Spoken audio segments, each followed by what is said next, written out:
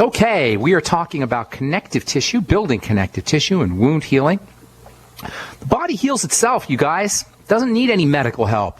Doesn't need any doctoring help. There's a divine intelligence that's built into our bodies. It's built into every one of the cells of our bodies. There's a divine intelligence that functions with a responsiveness in every one of our cells. Every one of our cells functions like a little brain, at least partially like a little brain. Our cells function as a nanoscopic, miniaturized brain, hundreds of times smaller than the head of a pin. That's how responsive it is to the environment. You can, in effect, think of each one of these 100 trillion cells as a divinely inspired intelligence. This divine intelligence in the body and in the cells, it runs itself with a perfection and a coordination that science fiction writers can only fantasize about in their wildest dreams. And the medical model doesn't even want you to know that this exists. This is the dirty little secret of medicine. It's not necessary. In fact, it's useless in the face of this divine intelligence. And with the exception of destroying the body, they call it ablating the body, as in cardiac ablation, or perhaps beating the body into submission with poison, they call that medicine, or compelling the body to do its bidding by hacking things out, they call that surgery. The medical model can do nothing to reverse disease or improve health, period. It's an obscenity. The entire medical model is an obscenity. It's a disgrace. And I'm not talking about heroic medicine here. I'm not talking about when we get stitched up after we get hit by a car, or break our ankle or a leg. I'm not talking about heroic medicine. I'm talking about what is known as ambulatory medicine. Ambulation is to walk. Ambulatory medicine is when you walk into the doctor's office and walk out with a prescription, more than likely. This obscenity that we call the medical model is part and parcel of this opposite world that we inhabit. We inhabit opposite land, where governments that are supposed to protect the citizens kill the citizens and steal from the citizens and enslave the citizens at the point of a gun, where lawyers and judges are the enemies of justice. Has anybody ever been to court? You ever have an experience in court where the judge arbitrarily decides, regardless of evidence, on whether you need to pay or whether you're guilty or whether you're innocent? We live in opposite land. Police are supposed to protect us and they brutalize us. Doctors who are sworn to do no harm kill and maim millions of people based on their own statistics, robbing the economy of $1.5 trillion every year, presiding over the sickest, fattest, most cancer-ridden and obese culture in the history of mankind, all while congratulating themselves how wonderful their profession is, how wonderful, how proud they are of their medical model, the greatest healthcare system in the history of the world, yet we're the sickest culture ever. But it doesn't matter, because we can do our own policing and governing. That's called do unto others, something we've known about for 2,000 years. We can heal ourselves, doctor ourselves by accessing this built-in divine intelligence that we witness every time we get a little cut. The human body is an exquisitely designed system, and it's composed of many, many, many, many trillions of cells, hundreds of trillions of cells, each in constant communication with each other. The cellular communication system is run by little molecules called hormones. And hormones are produced in various parts of the body, and they ultimately interact with each one of these cells, activating or turning on all of the cell's many millions of activities. Each one of these little nanoscopic cells that are microscopic cells are producing millions of chemicals every minute, without anybody helping them, based only on divine intelligence. We've been talking about connective tissue for the last couple of weeks. 40 to 50% of the body is made up of connective tissue, and it's all produced from one type of cell. All the connective tissue in the body, 40 to 50% of the body, is produced out of one particular type of cells. All the fibers, the collagen, the elastin, the goo, the polysaccharides, the proteoglycans are all produced in these cells. These one type of cells are called fibroblasts. It's hard to say what the most important cell in the body is, but certainly a case can be made, considering that 40% of the body, 40 to 50% of the body comes from these cells. A very compelling case can be made that the fibroblast is the most important cell in the body. And there's a specific substance that's made in these fibroblasts that has an especially important role to play in building connective tissue and turning fibroblasts on and activating or initiating the production of all the connective tissue in the body. And this is a substance that's a vapor. It's a gas. It comes out of the fibroblast, and it actually turns the fibroblast on. Think about it. This fibroblast cell emits a gas. And this gas then basically turns around and activates the same fibroblast that the gas was emitted out of. Now, this gas is it's volatile. It's only active for fractions of a second before it dissipates, but it has a tremendously important role to play in the health of the body, in the health of cells, and in the building of the connective tissue, which is 40 to 50% of the body. A gas, literally, a vapor, is emanated out of these cells, and this gas turns the cells on. It's called nitric oxide. You're going to see ads for nitric oxide. If you just go to Google nitric oxide, or go to Amazon and look up nitric oxide, you'll see all these ads for all these supplements that purport to help the body make nitric oxide. Nitric oxide support. Especially bodybuilding magazines, because nitric oxide is so important for building things. It's also important for the circulatory system. It's a tiny, tiny, tiny, tiny little molecule, a little tiny piece of nitrogen, a little tiny piece of oxygen, and it's very volatile. Its volatility is similar to the volatility of other nitrogen compounds. Hang tight, I'll tell you what I mean when we come back from our break. I am Pharmacist Ben. You're listening to The Bright Side on the Genesis Communication Network. 855-660-4261 is our number. We'll be back right after this. Okay, so let's see. We're talking about this nitric oxide. Nitric oxide, you'll see supplements for nitric oxide support nutrients or nitric oxide supporting supplements everywhere. You find them, get them at GNC, you can get them on the internet, you can get them on Google, Amazon. Nitric oxide is a hormone-like substance.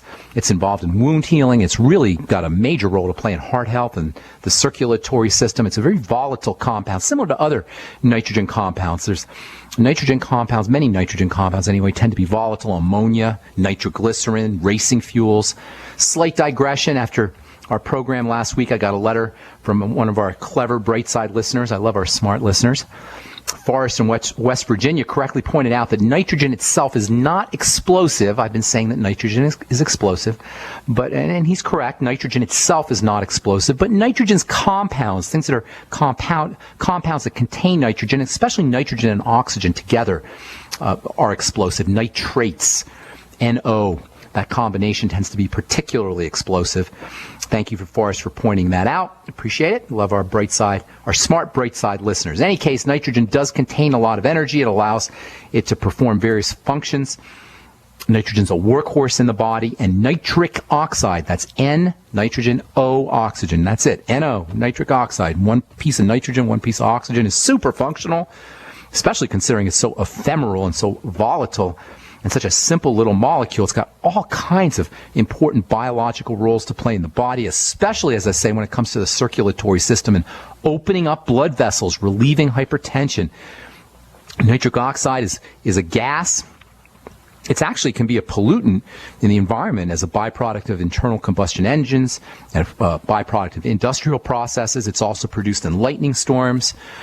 But inside the body, that's a totally different story. Inside the body, it's not a toxic gas. It's a magical breeze, a magical wind that is especially important for how blood moves around the body. It relaxes blood vessels. Especially amazing idea that it's a vapor. I love that. It's a vapor that actually has hormonal properties. Got to really, in order to understand the importance of nitric oxide, we got to understand just a little bit about hormones and what hormones are. We're very glib when we talk about hormones. A lot of people say, well, it's just your hormones. Oh, my hormones are messed up. And in the skincare business, I've been in the skincare business for a long time, and there's probably no other word that gets thrown about with as glibly and with as little understanding as the word hormone. Oh, it's your hormones. Oh, my skin problems are caused by my hormones. Or in the case of the female reproductive system or menopause or menstrual cycle, oh, our hormones are off. It's my hormones. What the heck are hormones anyway? We say the word hormones all the time. What are really our hormones? You know, whenever we say all disease is cell disease, we're really talking in large part about the effects that hormones have on cells. When we say all disease is cell disease, we're talking about how these little tiny intelligences how they operate inside the body. Somehow, the fact that we are created out of 100 trillion little tiny parts, not really parts that are like widgets, but parts that are conscious, intelligent little entities that are aware of and interacting with the environment in this coordinated and intelligent fashion. What does that really mean? How can these little entities communicate with each other and coordinate with each other so that we emerge out of all of these parts? Well, it means that these little entities, listen up now, because this is very, very important.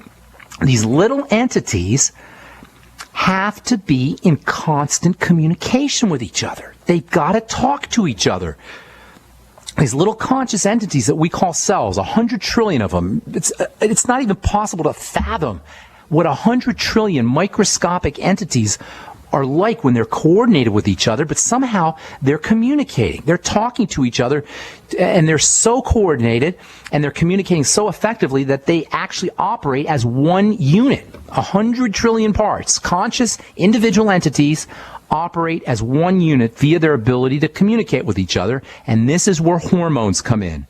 Hormones are the means that these little conscious entities called cells use to communicate with each other. Hormones can be thought of as messengers, as words, as language, as communication molecules, as emissaries, as ambassadors sent from one central command post to each individual cell, sent from a command post called a gland. At least one type of hormone comes from a command post called a gland, a thyroid gland or a pancreas gland or a thymus gland or an adrenal gland. All these various things called glands are like command posts that send out these ambassadors to every one of the cells. The thyroid gland sends out an ambassador or an emissary called thyroxine or thyroid hormone. It goes through the blood and it interacts or communicates with every single one of the 100 trillion cells in the body. That is a miracle. That is amazing. Thyroxine, thyroid hormone. This is just one example. Thyroxine, or thyroid hormone, T4, T3, whatever you want to call it. It comes out of the thyroid gland, it goes into the blood, and travels through the blood, and somehow interacts with 100 trillion different little citizens, conscious entities called cells. Insulin from the pancreas does the same thing. Adrenaline or cortisol or estrogen or testosterone from the adrenal glands or from the gonads, the testes and the ovaries does the same thing. Thymus hormone from the thymus gland that's located in the upper part of your chest does the same thing. All of these different glands secrete these little hormones. They travel throughout the blood and they communicate with each one of the 100 trillion cells. They start off in the gland, be it the thyroid, the ovaries, the adrenals, the pancreas. They travel through the blood like trucks on a red highway, on a crimson highway to various cells. And the glands themselves, which function like a manufacturing plant for these hormones, the glands themselves are told what to do from the headquarters, literally the headquarters, the brain that's located right in the head. So amazing, you guys. And these hormones that travel through the blood, they're just one type of hormone. There's other types as well. Hang on, I'll tell you what I mean when we come back from our break. I'm Pharmacist Ben. You're listening to The Bright Side on the Genesis Communication Network. All right, so we're talking about hormones, super important little molecules. We're very glib about throwing the word around, hormones this and hormones that. Oh, it must be your hormones. Oh, my hormones are messed up. My skin is really, my problem skin is a hormone problem. My hormone issues with the menstrual cycle, with menopause and prostate issues. Everybody's always talking about hormones, but we don't really ever address what they are. So, in the interest of clarification, which is what we do here on The Bright Side, helping clear up the crazy world of nutrition and nutritional supplementation and how the body works, the oftentimes confusing world of health and nutrition, we got to talk a little bit about hormones, and we're going to be doing that for the next couple of days. All as it regards nitric oxide, which is in and of itself a hormone, although it's not like the other hormones in the body. When we talk about hormones, we're typically talking about the kind of hormones that travel through the blood from a gland, like the thyroid gland or the adrenal glands. They go through the blood and they communicate with all the different cells in the body. But there's other hormones. It's not just hormones that travel from glands through the blood. The hormones that are made in the thyroid and the adrenal and the different glands in the body, the pancreas gland and the thymus gland, etc., the hormones that are made in glands and travel through the blood, those are called endocrine hormones. Those are the most common hormones. Those are the ones we hear about all the time. But there's other hormones that are not endocrine hormones that are communication molecules. Some hormones actually get squirted right into the digestive system from ducts. Other hormones are made in cells and communicate directly with cells from cell to cell communication. Those are completely different hormones. This is the kind of hormone that nitric oxide is. And we'll talk about hormones here in the next few days. I'm not going to get into it now because we've got some calls to get to, but we'll talk about hormone health and how you can keep your hormones healthy and why drugs, about the very interesting relationship between prescription drugs and hormones. In fact, as it turns out, most prescription drugs, or many prescription drugs at least, work via their effects on hormones. And we'll talk about that over the coming days as we discuss nitric oxide and connective tissue building and wound healing, all, believe it or not, as it regards the amino acid arginine, which is where we started our discussion several weeks ago. Okay, 855-660-4261 is our number on the bright side. Got lines open for you. Time to hit our first phone call of the day. Let's go to Idaho and welcome Daryl to the bright side. What's up, Daryl? How you doing? Well, not real good. Okay, what's going on? How can we help you? I have trigeminal neuralgia. Oh, that's miserable. That's awful. Oh, boy. That's awful. And, how long you had that? Well, I had it probably a year, but it came and went and came and went. That's miserable. You know, they used to call it suicide disease because it was so darn miserable. It's awful. It's an awful never condition. get it during the day. I only get it when I go to bed at night. I wake up and then I go put ice packs. Okay. Here's what you need to do, my friend. First of all, how old are you? 72. Okay. Daryl, you don't have trigeminal neuralgia is a symptom. Okay? It's a sign of a problem. As miserable as it is, it's not the problem. It's the sign of the problem. And this is an extremely important distinction that we need to make because you can't take care of trigeminal neuralgia by treating the trigeminal neuralgia. You got to treat it at where the cause is. And so we got to find out what other health challenges you have. Trigeminal neuralgia doesn't count as a health issue, or it doesn't count as a dis-ease. It counts as a symptom of a dis-ease. We got to find out what's percolating in your body that's causing this problem. So it's not that complicated. Health is not complicated. Even though the medical model wants us to think it's complicated, it's not complicated. There's only a couple things that can go wrong at the causal level. Number one, the digestive system. That's always the first thing to face. Now, you're 72 years old. It's almost impossible for you not to have a digestive condition under the best of conditions. Even if you were doing everything correctly, at the age of 72, things start to break down. But for most of us, we're not doing things correctly, so the odds are pretty darn good you're dealing with some kind of digestive health issue fundamentally. Trigeminal neuralgia, for the listeners, is pain in the face, in the lower part of the face. And whenever you're dealing with a pain issue, you're almost always dealing with some kind of always dealing with some kind of inflammatory condition. There's inflammation, microscopic inflammation around the trigeminal nerve. That's why they call it trigeminal neuralgia. Neuralgia is a fancy way of saying nerve pain. So the trigeminal nerve, that's the name of the nerve, is inflamed. Why would the trigeminal nerve be inflamed? Well, it's not magic. There's no pixie dust that's being sprinkled on the nerve from fairies from above. Something's getting into your body. It's activating the inflammatory and immune system. Whenever you have inflammation, you're looking at a defensive response. So what is the body defending itself from? Well, the only way to find out is by looking to digestive symptoms. So Daryl, are you aware of digestive problems that you have? Doesn't necessarily mean that you don't have any if you're not aware, but are you aware? There's certain foods that you have problems with. Well, I probably don't eat right. No. You probably don't, because none of us do. But aside from that, Are there any foods that give you problems? Or do you notice that you have bowel movement issues, constipation, loose stools, heartburn, gas, bloating, any digestive symptoms? And by the way, for the listeners, I want you to pay attention because I'm not just talking to Daryl here and I'm not just addressing trigeminal neuralgia. This is how you address all health conditions.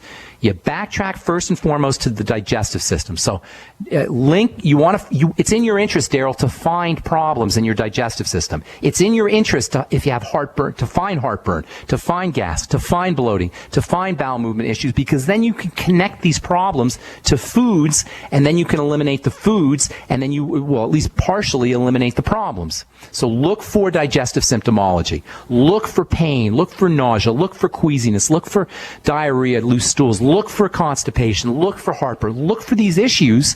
Then, once you find them, connect those up to foods. Oh my gosh, every time I have corn, I bloat. Or every time I have milk, I have constipation. Or every time I have cheese, I have loose stools. Whatever it is, you want to link your problems, your digestive problems, to specific foods and then eliminate those foods. That's step number one. In fact, you may notice that your trigeminal neuralgia is worse after you eat certain foods. That would be the jackpot. If you could find that would be like hitting the jackpot, because then you could start eliminating those foods and you could start eliminating your pain. And that pain, I know, is miserable. I've seen it. It's absolutely hideous.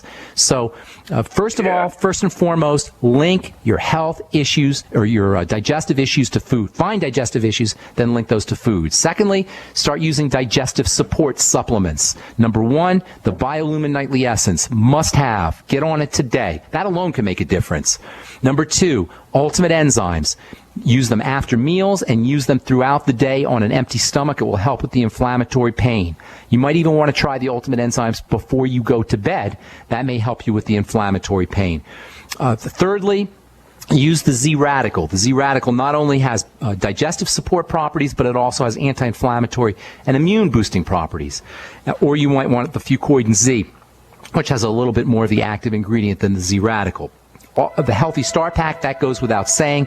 You want that right away. There's a couple more things, so hang on, Daryl. I'll give you a couple more ideas when we come back. I'm Pharmacist Ben. If you're on hold, hang tight. We'll get to you when we come back from our break. You are listening to The Bright Side. 855-660-4261 is our number. We'll be back right after this.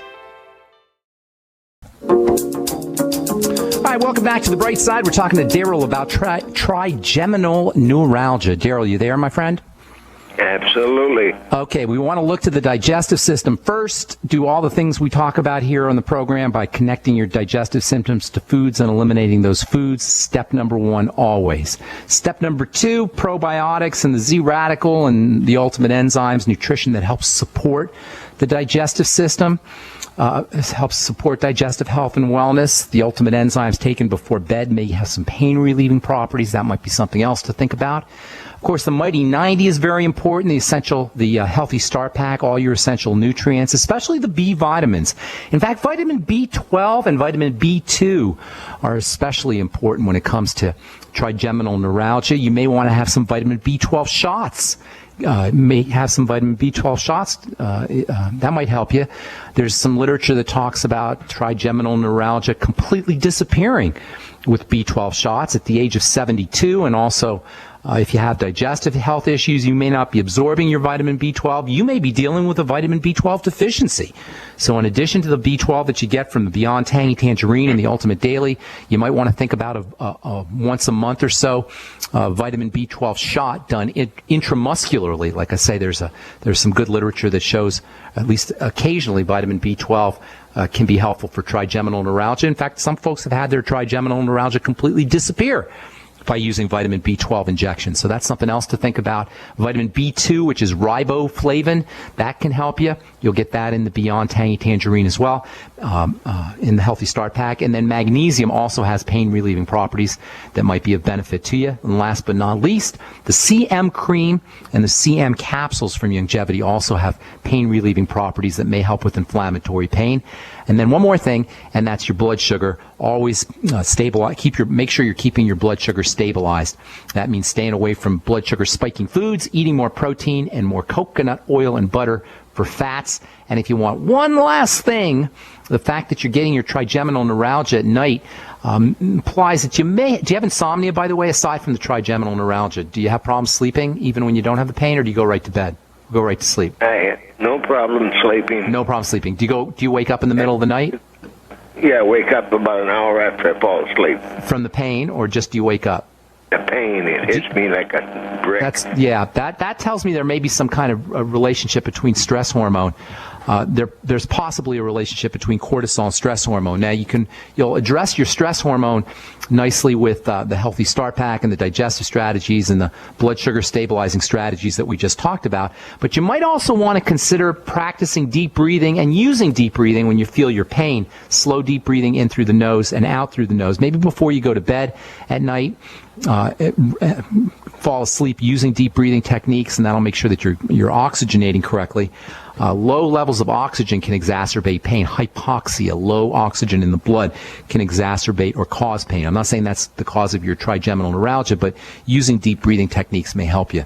So you got lots of things that you could do there, lots of strategies. Most importantly, the digestive system, and then also the Healthy Start Pack and the B vitamins. See if you can get some B12 shots too. That might help you. All right? I do smoke. I drink.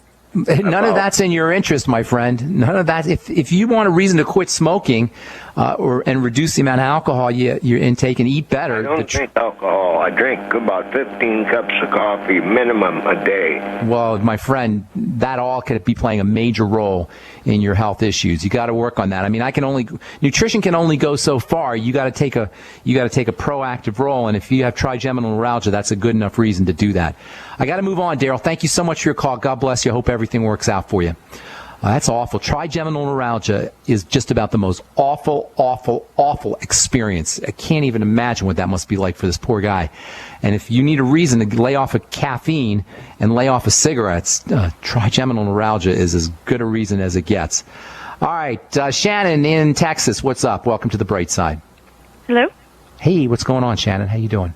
Hey, hi. I'm pregnant and I have low platelets. Okay, make sure you're getting some nutrition in there. Low platelets could be due to a lot of things. It might have to do with your liver. It may have to do with a lack of nutrition or malnourishment. When you're pregnant, your baby's getting your nutrients, not you. So you may want to make sure that are you on a supplement program? Are you doing the Beyond Tangy Tangerine and the Healthy Start Pack? If not, you should be. No, I'm on a prenatal pill. Well, get yourself on the Healthy Start Pack as soon as possible and start sipping on the Beyond Tangy Tangerine. Platelets are made there's lots of nutrients that are important for platelet production, especially the B vitamins. And when you're having a baby, guess who's getting your B vitamins? The baby, not you. So you got to make sure you have enough B vitamins. And sip on the Beyond Tangy Tangerine. It'll help both you and your baby. In fact, the whole Healthy Start Pack would be great for you. The ultimate essential fatty acids will build a smarter baby. You'll have a baby with better vision, better hand-eye coordination. Just a better, healthier baby. If you're on the essential fatty acids, the ultimate EFAs, that will also help you with your platelets. And then if you have any digestive health issues, you got to correct those because that'll compromise liver health and that will mess up your platelets also. So I do have a quick question. Well, let me say one more last thing. Protein is very, very important for both you and the baby and also important for the production of platelets. If you're not getting enough protein, get yourself on a whey protein supplement. It's the best protein. I think it's the best protein going. You can also use egg protein. And if you're not allergic to dairy, if you can find good clean dairy, that's probably a good idea also. I'm sorry, go ahead. What were you going to say? Well, so I was going to say I'm mostly vegan, like maybe 85% in my diet. That might be your problem right there. Well, you don't eat meat. I'm not a big meat eater either. I haven't had meat in a while. So you don't eat meat. If you can do fish, that would be great. But if you don't want to do fish or meat, then do eggs or do dairy or do whey protein. If you don't want to do that, it becomes a little bit tougher, but you can do bean protein or hemp seed protein. Hemp seed protein powder could be a good source of protein. Being a vegan makes it much, much tougher for you. Not that it can't be done, but it makes you have to concentrate on getting a protein in your system a little more closely. Use hemp seed protein if you don't want whey protein, or you can use rice sprout protein. You can eat sprouts, you can eat algae or spirulina. Those are all good sources of protein. And the Z radical also, now that I think about it, can help you with your platelets too. So if you want to be a vegan, that's great, but you're going to have a harder time getting protein. I guess if you're a vegan... I'm not like a strict vegan, but, like for the most part, my diet is fruits and veggies and grains and beans, all sprouted and rinsed and... Those are good, but you're still you're not getting enough protein or B vitamins for that matter. It doesn't sound like, unless you have some absorption problem. Do you have any digestive health issues? Any diarrhea, constipation, loose stools, any of that stuff? No, it seems to be like right on. Like I do smoothies every morning. Well, you're not. Somehow, if you don't have an absorption issue, and it doesn't sound like you are, you may not be getting it in your diet, enough of it in your diet. So focus on protein, focus on the B vitamins, get on the Healthy Start Pack, and sip on the Beyond Tangy Tangerine. And as I say, the EFAs, the ultimate EFAs, are especially important for your baby, building your baby's brain and hand-eye and vision, hand-eye coordination and vision. Okay, congratulations, Shannon. Thanks so much. Cool, appreciate it. Thanks. Okay, bye-bye. Hey, Truth Raider, what's up, man? Got about a minute. I'm going to see you here in a couple. I'll see you here tomorrow, actually. Benjamin, good morning to you. We are waiting for we're anticipating your arrival. We have quite a party just for you. I'm very excited, Truth Raider. Tell the listeners, whoever's in Oregon or in the area, what we're going to be, where you're going to be at, where we are going to be at tomorrow. Okay, we're going to be at 78th and Stark. That's in Northeast Portland, ladies and gentlemen. You want to go to Google Maps. If you're in the local area and you don't know where that is, go to Google Maps or Google Earth, or try some type of a system, GPS system, to find out where that is. You don't want to miss this, folks. It's going to be at 6:30 p.m. tomorrow night, Thursday, August 28th, and it's going to be at the Flying Pie Pizzeria. And the Pharmacist Ben is going to talk about the sickness industry, the medical eugenicist model. He's going to break it down and show you, because he has experience. He's been on the inside. He knows how the whole system works. He knows the difference between true medicine and nutrition and the proper ways that we can eat and take care of our diet and take care of our lives. Take care of ourselves. I appreciate that. We've got about a minute, Carl, or about 30 seconds. What's going on? How can I help you today? Oxygen. It's so important, man. It's so underappreciated, so important. You can go 40 or 50 or 60 days without food. You can go days without water, but you can't even go 4 minutes without oxygen. Yet none of us, or hardly any of us, understand how important, or breathe correctly, or understand how important correct breathing is. When was the last time you went to your doctor for complaining of hypertension or pain somewhere, or trigeminal neuralgia, and he said, well, why don't you sit down and do some deep breathing? Never. That's the last time that happened. Yet deep breathing techniques and slow deep breathing in through the nose and out through the nose is maybe the single most important health strategy you could ever enjoy, you could ever utilize, including nutritional supplementation, as important as supplementation is. Thanks, Carl. Looking forward to seeing you tomorrow, buddy. And that's going to be in Portland, Oregon, tomorrow, August 28th. If you're in the area, hope we get to see you. All right, that's all the time we have for today. Thank you so much for listening, friends. If you're interested in joining the Brightside Ben team, love to have you on my team. I'm looking for a couple of business builders. 866-735-2470 is the phone number for the Brightside Ben phone team, or you can head over to brightsideben.com and click on the Join the Team link. Have yourselves a wonderful, awesome, beautiful day. We'll talk to y'all later, folks. Bye for now.